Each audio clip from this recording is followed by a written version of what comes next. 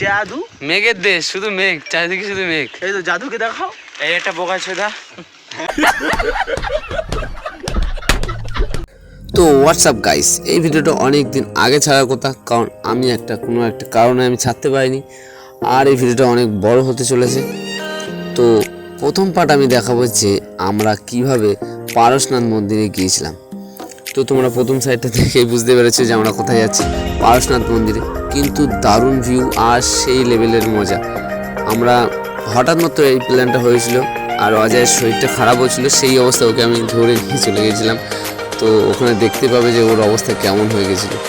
তো তারপর আমরা গাড়ি থেকে নেমেই আমার ভাই অজয় একটু শ্যুট করলো যে রিল ছাড়তে হবে, তো আমাকে একটু শ্যুটে দেয়। তো ট্রেন গাড়ি আমরা যাচ্ছি, হু ডুকচুক ডুকচুক, হু ডুকচুক ডুকচুক ডুকচুক ডুকচুক ডুকচুক, গাড়ি দাঁড়িয়ে পড়লো।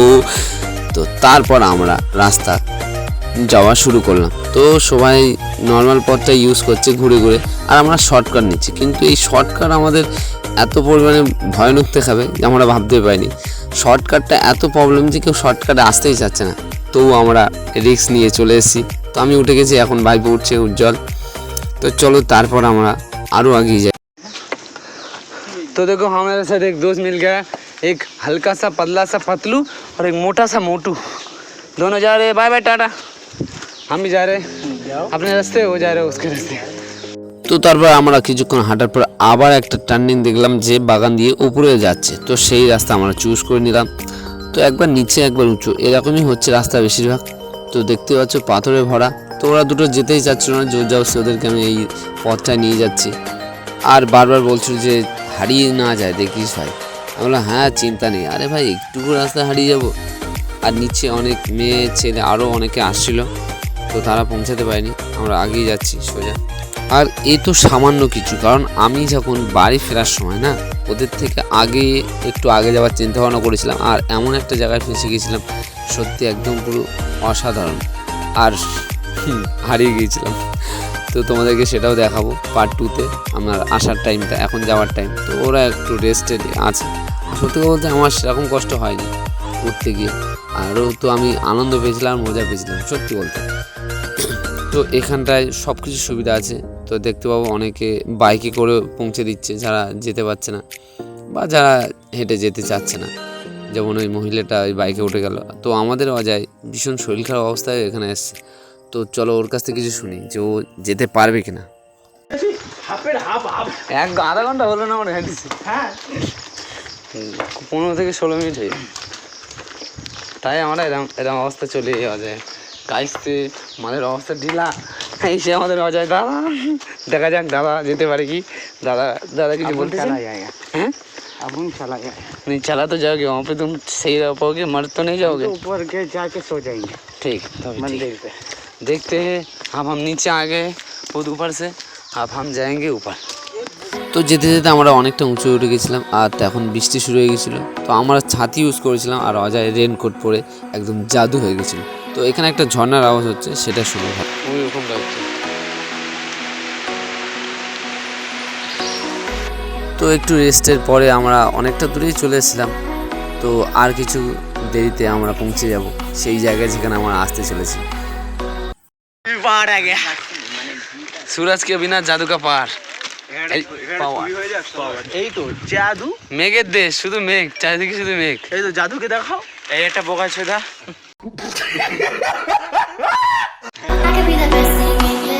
এ কাকা ওপরটা শুনি, তোমার খোঁজে আমি কত দূর আসলাম।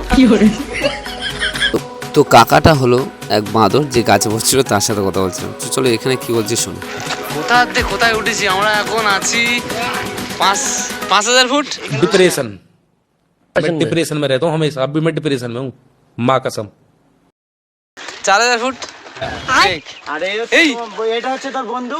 এই আমার বন্ধু এত দূর চলে কি রে, তুই আসলি কি করে? তোর মা বাবা কোথায়? সেই তো ধর।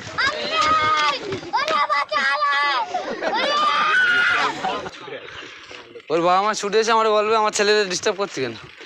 তাহলে বোকাচ্ছে দা, তোর খেয়ে দিয়ে কাজ নাই। জন সিনা। তারপর একটু পাখা মারার পর আর একটু ওপরে গিয়ে যেই দৃশ্যটা দেখলাম না, অসাধারণ।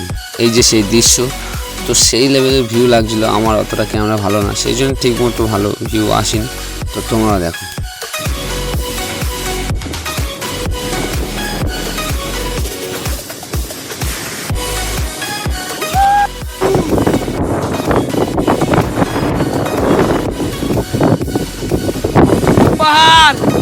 বিচের ভিউ একদম অসাম। শুধু আমার ক্যামেরা খারাপ বলে আমি তুলতে পারছি না বিচের ভিউটা, দারুণ। শুধু পাহাড় আর পাহাড়, মনে গেলে কিন্তু পড়লে কিন্তু শেষ। তো তারপর ওরা চিল্লে ডাকলো, বললো যে চ আরও এগোতে হবে, তো তাড়াতাড়ি চ। তো আমি ছুটে চলে গেলাম। তো ওরা ওখানে যায়নি, কারণ ওদের পা কাঁপছিল বলে যেতে পারিনি। তো আমি গিয়ে দেখি ওরা লেজ ভাজছে জুতোর, আর আমাকে বলছে তাড়াতাড়ি চ। তো তারপর আমরা এমন একটা দৃশ্য দেখতে গেলাম ভাই, অসাধারণ দৃশ্য। আর হয়তো দুটো তিনটে মন্দির, যে কবার যাচ্ছি না একটা না একটা মন্দির পাচ্ছি। আর এখানে দেখো আমি ভুল মারতে গিয়ে কী ভুল না ভুল করি, দেখে না। डिप्रेशन, मैं डिप्रेशन में रहता हूँ हमेशा, अब भी मैं डिप्रेशन में हूँ। তো এখানে একটা ভুল মারার পর এমনি তো আমার পা হাত পা কাঁপছিল, আর ভাইপো দিকে বলছে আরেকটা মার। আরেকটা সোদা মার, তো আরেকটা হাত দে মার। হ্যাঁ হ্যাঁ, এক হাত দে মার। Good, very good. তারপর কিছু দৃশ্য আমি ওখান থেকে ক্যাপচার করে বাড়ি নিয়ে এসেছি, তো তোমরা দেখতে থাকো। চিক, হ্যাঁ এদিকেও অজয় শুয়ে আছি আর আমি বাথরুমে। তারপরে আবার এসে শুয়ে পড়লাম। তারপর আমার একটু মজা করলাম।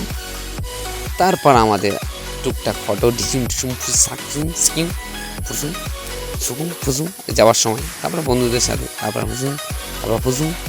তারপর ভিতরে গিয়ে উপরে গিয়ে ঝর্ণার সামনে কী হলো, তারপরে আবার বাগানে, আবার ঝর্ণা, আবার বাগানে।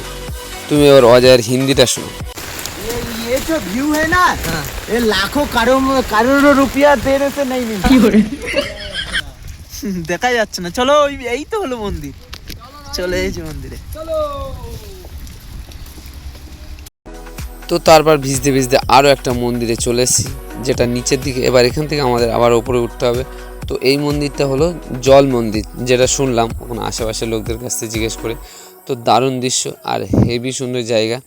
এখানে সব কিছু সুবিধা আছে তোমার, কিন্তু আমরা ভাবতে পারিনি যে এত দূরে এসে আর এত উপরে মন্দির থাকবে। কত উপরে আছে আমরা নিজেও জানি না, ভুলভাল বলে যাচ্ছি যে 4000 ফুট 5000 ফুট, কিন্তু আদৌ জানি না কত ফুট। তো ওখানে হেভি সুন্দর জায়গা, দারুণ জায়গা সত্যি বলতে। তুমি যদি এখানে আসো না, তো তোমরা শুধু মনে শান্তিটা নিশ্চয়ই পাবে, যা বলো। তারপর আমরা একটু এখানটা ভিডিও করলাম ভিতরে। তো একদম হিরো টাইপ লাগছে, তো দেখতে পাচ্ছ। হা হা, কি হিরো, কি মুস্কান মাইরি, সত্যি বলছি। আগে যদি এই ভিডিওটা ছাড়তাম না, তো সত্যি ভালো ভিউস আসতো। এখন হয়তো ঠিক মতো ভিউস আসবে না। তো তারপর আমি আরেক জায়গায় গেলাম, যেটা আমাদের লাস্টের দিকে এগোতে। তো এখানে একটু পোজ মেরে নিলাম। তো তারপর আবার একটু গেলাম। তো এখানে একটু গন্ডগোল হয়ে গেছে। গন্ডগোল বলতে তোমরা নিশ্চয়ই নিজেই দেখে নাও যে কী হয়েছে। আর একটা পোজ দিতে গিয়ে আমার শরীরে ঠান্ডা লেগে গেছে, কারণ এমনি ওপরে অতিরিক্ত ঠান্ডা।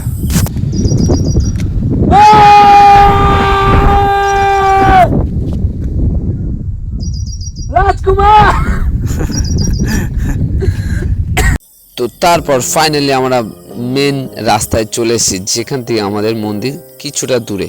তো ভাইপো তো একদম পুরো রকেটের মধ্যে উপরে চলে যাচ্ছে ছুটে, আর অজয় সাইডে বসে আছে। আর আমার তো একদম পুরো শরীর চাঙ্গা আছে। অজয় বারবার বসছে, কারণ ওর শরীরটা খারাপ।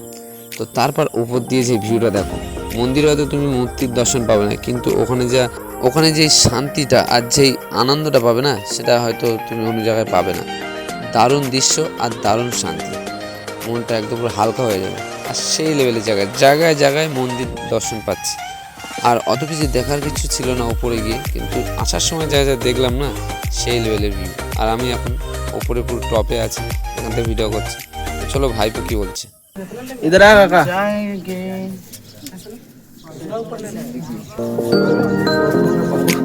তো বেশিরভাগ উজ্জ্বল ভাইপোর সাথে আমার বেশিরভাগ ভিডিওতে দেখতে পাচ্ছ তোমরা।